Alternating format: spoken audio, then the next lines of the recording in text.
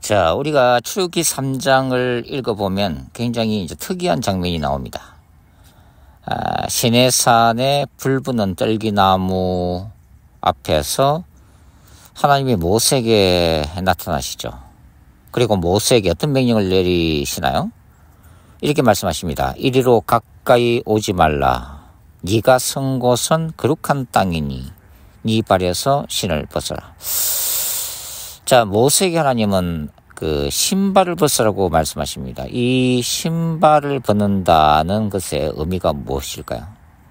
고대 근동 문화라고 하는 측면에서 이 구절을 한번 생각을 해보도록 하겠습니다.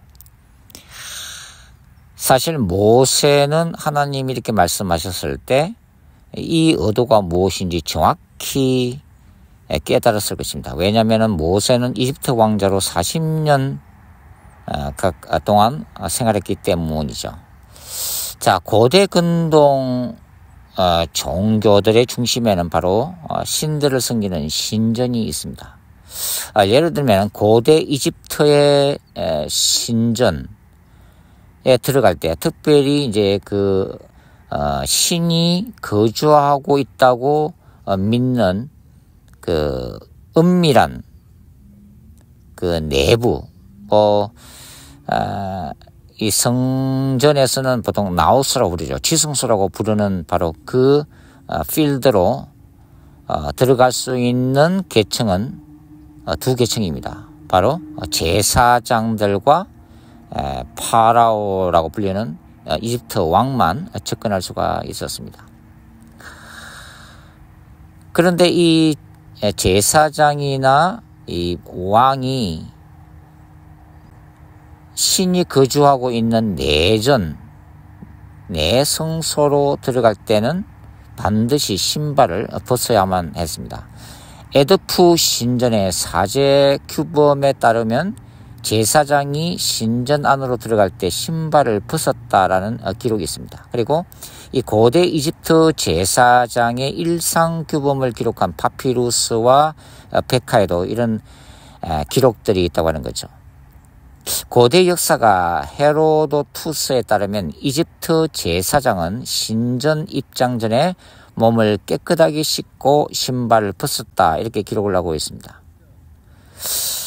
그리고 파라오가 어떤 제의 행사를 할 때 신 앞에서 샌들을 벗은 맨발 상태로 제사를 바치는 모습이 이집트 부조나 백화에서 종종 발견이 되고 있습니다.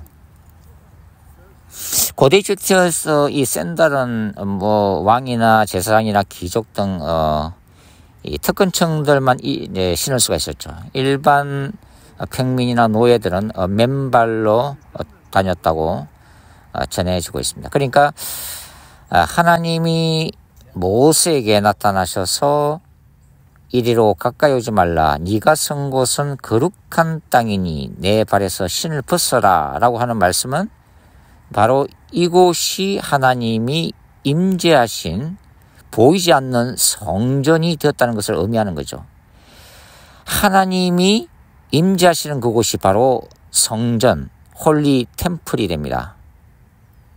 그러니까 당연히 모세는 그 거룩한 하나님의 임재 앞에서 신발을 벗어야만 했다고 하는 것이죠. 출애굽기나 레위기에서 제사장의 의복에 관한 규정이 있어도 사실 신발에 대한 언급은 없습니다. 그러니까 모세의 성막 그리고 예루살렘 성전에서 제사장들이 이 성소 안에 들어갈 때에 샌들을 벗었는지 신었는지 사실 명백한 규정은 없습니다. 그러나 우리가 이 고대 근동의 일반적인 관습으로 보면 제사장은 성소에 신발을 벗고 들어갔을 가능성이 대단히 높다고 우리가 추정을 할 수가 있습니다.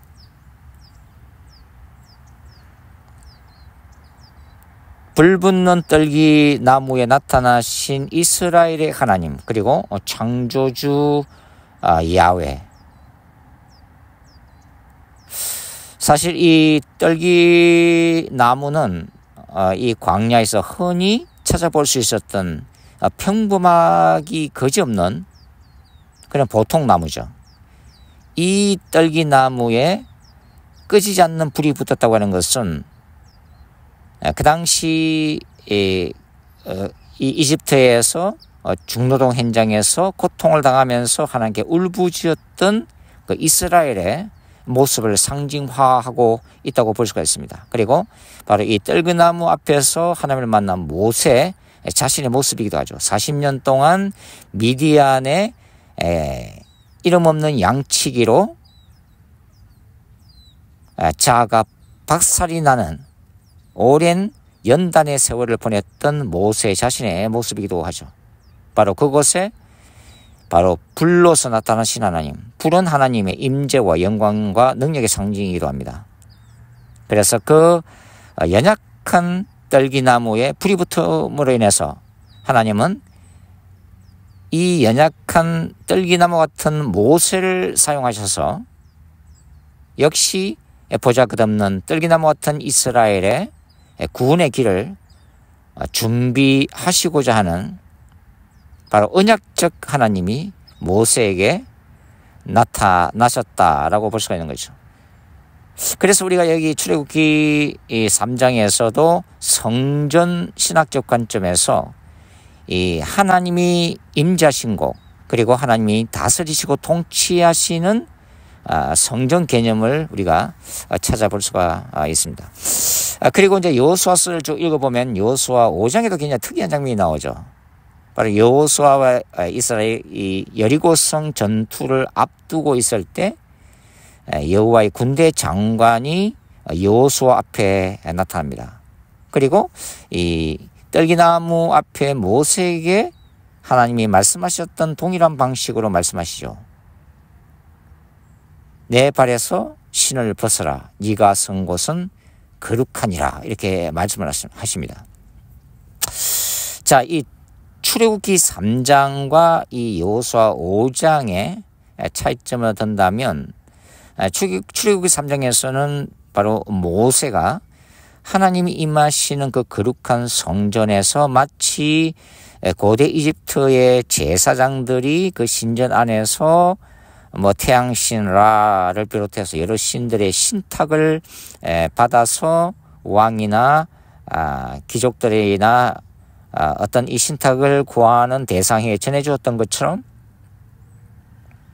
불붙는 떨기 나무를 중심으로 하는 이 하나님의 거룩한 이 성전에서 하나님은 제사장의 신탁을 주듯이 모세에게 하나님이 택한 백성 이스라엘을 애굽의 근서로부터 바로의 손으로부터 구원시키라고 하는 신탁, 즉 계시적인 명령을 받고 있습니다.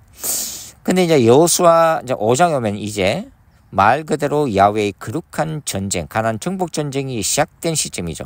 바로 이 시점, 그리고 첫 번째로 상대해야 될 이 여리고성, 경관 여리고성 전투가 벌어지기 직전에 여호와의 군대 장관이 여호수아에게 나타나서 하신 말씀이 바로 내 발에서 신을 벗어라. 네가 선 곳은 거룩하니라 라고 말씀하시죠. 그러니까 바로 이곳이 역시 하나님의 성전이 임했다라는 것을 말씀하고 있습니다. 이 여호와의 군대 장관, 뭐 학자들은 이 여호와의 군대 장관을 구약에 나타나신 그리스도라고 해석하는 분들도 많죠. 군대 장관이 여호수아에게 나타나서 신을 벗으라고 말씀하신 것은 뭐냐면 이 여리고성 전투가 이스라엘의 전투력이나 이스라엘의 숫자에 달리는 것이 아니라 아브라함에게 주신 그 언약의 기초에서 이스라엘을 구원하시고자 하는 하나님의 이 전쟁이, 즉 여리고성 전투 자체가 하나님께 속한 그분 자신이 수행하시는 그분의 거룩한 전쟁이라는 것을 이제 선포하고 있는 거죠. 그렇기 때문에 여호수아가 그 거룩한 땅, 하나님의 성전이 임한 그곳에서 신발을 벗는다는 것은 뭘 얘기하는 거예요? 이스라엘의 총사령관인 여호수아가 그 사령관직을 여호와의 군대 장관, 즉 전쟁하시는 하나님 또는 신학적 관점에서 보면은 전쟁하시는 그리스도에게 위임한다는 의미를 담고 있습니다.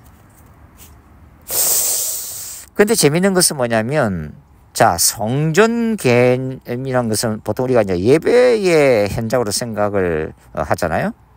그리고 지금 여호수아에게 여호와의 군대 장관이 나타나서 그곳이 성전임을 말해주고 이 발에서 신을 벗으라고 지금 말씀하시는 이 장면, 그리고 여리고성이 무너진 것이 뭐 이스라엘군이 무슨 전신갑주를 입고서 창과 칼을 들고서 대항하는 것이 아니라 제사장들이 언약궤를 앞세우고 7바퀴 성 주변을 돌면서 뭡니까? 마지막 날은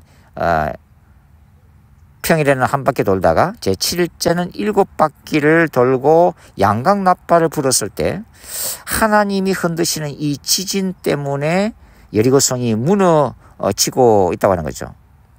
이게 전쟁, 분명히 이게 물리적인 전쟁인데 여기에 제사장들이 언약궤를 앞서고 있고 예배 시에 사용되고 있는 양강나팔을 불더라 하는 것입니다. 그럼 이게 뭘 얘기하는 거죠? 바로 그 전쟁터가 여호와를 예배하는 예배 장소가 된다고 하는 거죠. 굉장히 특이한 장면을 여호수아서가 보여주고 있습니다. 그레고리 부일은 성전 신학에서 우주 창조로부터 요한계시록까지 하나님이 인간에게 주신, 택하신 백성에게 준 것은 뭐냐면 바로 성소의 확장이다, 이렇게 보고 있다고 하는 거죠. 그 핵심이 무슨 얘기냐면 하나님이 백성이 가는 곳에 하나님의 임재가 세워지고 하나님이 그곳을 친히 다스리시며 하나님의 백성들은 하나님의 그 통치권을 위임받은 제사장 족속으로서 그 땅을 거룩하게 만들어야 할 지상 명령을 받고 있다고 하는 것이 바로 그레고리 비일의 성전 신학의 핵심 중에 하나라고 이제 말씀을 드릴 수가 있습니다. 그러나 저는 이제 이 창세기부터 요한계시록까지를 거룩한 전쟁 신학적 관점에서 본다고 말씀을 드렸습니다. 즉 하나님의 나라와 사탄의 나라가 충돌하는 전쟁이 일어나고 있다고 하는 거죠. 그래서 저는 이 그레고리 비일의 이 성전 신학의 거룩한 전쟁 신학 개념을 결합할 때에 우리가 좀 더 구약 성경, 아니 성경 전체를 좀 더 역동적으로 볼 수 있지 않을까 그런 생각이 됩니다. 그러니까 여기서도 이제 마찬가지라는 거죠. 제사장들과 양강나팔이 등장하는 것은 분명히 하나님의 성전에서 예배드리는 이스라엘의 모습인데 바로 이곳은 동시에 하나님께서 이스라엘 백성들의 구원을 위해서 대적인 이 가나안 족속과 전쟁하시는 전쟁터가 되고 있다고 하는 거죠. 그러니까 하나님의 예배 장소와 전쟁터가 오버랩되더라는 것입니다. 그건 뭘 얘기하는 거죠? 하나님이 통치하신다는 것은 결국은 뭐냐면 하나님의 영광을 드러내는 것이고 하나님의 거룩한 임재가 있는 곳에는 죄가 존재할 수가 없는 거죠. 죄는 하나님과 공존할 수가 없다고 하는 것입니다. 그렇기 때문에 결국은 그 죄의 근원을 끊어내는 거룩한 전쟁이 일어날 수밖에 없다고 하는 거죠. 그것이 바로 야훼의 거룩한 전쟁인 진멸전쟁입니다. 진멸전쟁이라는 것은 뭐냐면 가나안 땅을 정복할 때 아이까지 죽이는 전쟁을 의미하는 거죠. 자, 여기서 이제 이 진멸 개념, 헤렘 개념이 나올 때마다 우리가 이제 당황하는 부분이죠. 도덕적이고 윤리적인 관점에서 어떻게 하나님이 어떻게 가나안 땅에 어린 나이까지 쳐 죽이라고 말씀할 수 있는가라고 하는 부분에 늘 우리는 걸려 넘어진다고 하는 것입니다. 그래서 자유주의 신학자들이나 또 기독교를 비판하는 무신론자들은 이 구약에 나타나는 하나님은 잔혹한 하나님이다. 잔인한 하나님이다. 폭력적인 하나님이다. 피 흘리기를 좋아하시는 하나님이다. 이렇게 이제 공격을 하고 있는 거죠. 사실 우리도 이 인간적인 관점에서는 참 그 이해하기 어려운 부분이 늘 이 진멸 전쟁입니다. 자, 하나님의 성전이 이 여리고성 이 앞에 있는 이스라엘 진중에 임하고 하나님이 친히 이제 그분의 거룩한 전쟁을 수행하실 때 이스라엘 백성들은 그분의 말씀에 순종해서 가나안 땅의 어린아이까지 여리고성의 어린아이까지 다 쳐서 죽여야만 하는 그 명령을 수행해야만 했습니다. 진멸, 헤렘이라고 하는 개념은 그 여리고성의 모든 것들, 그것은 인간을 포함해서 모든 가축이나 건물 모든 것들을 다 얘기하는 거예요. 그런 것들이 이 거룩한 전쟁을 수행하시는 하나님 앞에 하나의 전리품으로 바쳐지는 것을 의미합니다. 즉 희생제사로 바쳐지는 것을 의미하는 거죠. 왜냐하면 이 전쟁이 이스라엘의 힘이나 능력으로 싸워서 승리하는 전쟁이 아니라 하나님이 친히 그분의 능력으로 기사와 표적을 통해서 승리를 거두시는 그분에게 속한 전쟁이기 때문이죠. 그래서 이스라엘 백성들이 획득한 모든 노획물들은 단 하나도 그들의 소유가 될 수가 없었습니다. 하나님의 예외적인 명령이 없는 한은 모든 게 다 하나님 앞에 바쳐져야만 했다고 하는 거죠.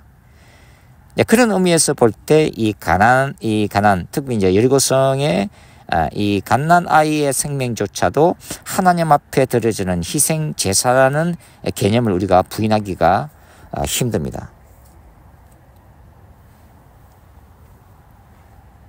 하나님이 이토록 잔혹한 헤렘 명령을 내리신 것은 도덕적이고 윤리적인 차원이 아니라 가나안 땅이 하나님 앞에 쌓아 올린 그 죄악에 대한 준엄한 심판 때문이었다고 하는 거죠. 숱한 우상을 섬김으로 인해서 죄를 짓고 또 어린아이까지 자신들의 이 땅에서의 축복을 위해서 이 몰렉신에게 인신제사로 바치기까지 했던 그 가나안 땅의 잔혹한 죄의 결과는 결국은 그들의 갓난아이조차도 죽임을 당해야 했던 준엄한 심판의 결과로 그들의 머리 위에 쏟아졌다고 하는 것입니다. 야훼의 거룩한 전쟁은 두 가지 목적이 있잖아요. 첫 번째는 택하신 이 백성, 이스라엘 백성에게 아브라함의 언약에 기초해서 가나안 땅을 기업으로 그들의 상속물로 주시는 언약을 성취시켜 나가시는 하나님의 역사고, 또 한편은 죄가 관영한 가나안 땅에 대한 준엄한 심판이라고 하는 거죠. 그런 차원에서 이 가나안 땅의 갓난 아이조차도 생명을 부지하지 못하고 목숨을 잃는 것을 우리가 성경에서 읽을 수가 있습니다. 결국은 도덕적이고 윤리적인 어떤 판단 차원이 아니라 성경이 말씀하는 것은 뭐냐면 우상을 숭배하는 죄가 하나님 앞에서 얼마나 무서운 죄인가를 바로 갓난아이까지 죽이는 이 헤렘 전쟁, 거룩한 전쟁을 통해서 하나님이 생생하게 말씀하고 있다고 하는 거죠. 그래서 하나님의 이 거룩한 전쟁 신학적 관점에서 볼 때는 뭐냐면 하나님의 성전이 세워진다고 하는 것은 하나님의 임재가 있는 곳이고 그곳에는 하나님의 다스리심과 통치가 있는 곳이지만, 그러나 그 하나님의 성전 안에 이 죄나 사탄적 권세가 있을 때에는 하나님은 그것을 용납하지 않고 거룩한 전쟁을 선포함으로 인해서 그것을 진멸시킨다고 하는 것입니다. 자, 죄를 없애는 방법에는 간단하게 두 가지가 있습니다. 첫 번째는 죄를 지은 그 인간이 하나님 앞에서 철저하게 회개를 함으로 인해서 죄를 씻어내는 것이고, 두 번째는 그렇지 않을 경우에는 그 생명을, 그 목숨을 바침으로 인해서 죄 자체를 하나님이 없애시는 것입니다. 이 야훼의 거룩한 전쟁, 그리고 태초의 하늘과 땅과 이 모든 것들, 우주를 하나님이 임재하시는 거룩한 성전의 창조, 그러니까 우주 창조라는 것은 하나님이 임재하시는 우주적 성전 창조와 동일한 것이고, 우리가 하나님의 나라를 확장한다는 것은 뭐냐면 하나님이 임재하시고 통치하시는 하나님의 성전을 말 그대로 정치, 경제, 사회, 문화, 인간의 각 역사 안에서 확장시켜 나가는 것을 의미하는 거죠. 그러나 인간의 죄악과 사탄의 역사가 여전히 예수님 오실 때까지 있기 때문에 결국은 거룩한 전쟁, 신학적 관점에서 표현하면은 영적 전쟁이 일어날 수밖에 없고, 결국은 인간은 예수 그리스도의 복음 안에서 자신의 죄악된 자를 십자가에 못 박고 그 죄의 용서함을 받은과 동시에 하나님의 거룩한 임재 앞에서 거룩한 삶을 살아가면서 하나님께 영광을 돌리는 하나님 나라에 속한 삶의 태도를 성경이 요구하고 있다고 하는 것입니다. 내 발에서 신을 벗어라. 네가 선 곳은 거룩한 땅이다. 하나님이 찾아오시면 바로 그것이 거룩한 곳이 되고 그것이 곧 성전이 되는 것입니다. 그렇기 때문에 에덴이 하나님의 성전이었고 하나님 임하신 신의 산이 하나님의 성전이었다고 하는 거죠. 그 하나님은 지금도 저와 여러분을 찾아오십니다. 왜냐하면 우리는 성령께서 우리 안에 내주하심으로 우리가 무빙 템플, 움직이는 지성소가 되었고, 그렇기 때문에 거룩하신 하나님의 임재가 우리 안에 있기 때문인 거죠. 그러니까 우리가 바로 거룩한 성전인 것이고, 이 거룩한 성전 안에서 죄를 용납할 수 없기 때문에 우리가 매일의 삶 가운데서 우리는 죄와 싸워야 되고 죄악된 자를 날마다 십자가에 못 박아야 될 거룩한 의무가 우리에게 주어져 있다고 하는 것입니다. 자, 이렇게 오늘은 출애굽기와 여호수아서에 나타나 있는 거룩한 땅에서 신을 벗는 고대 근동의 배경과 거룩한 전쟁에 대해서 함께 생각을 해봤습니다. 감사합니다.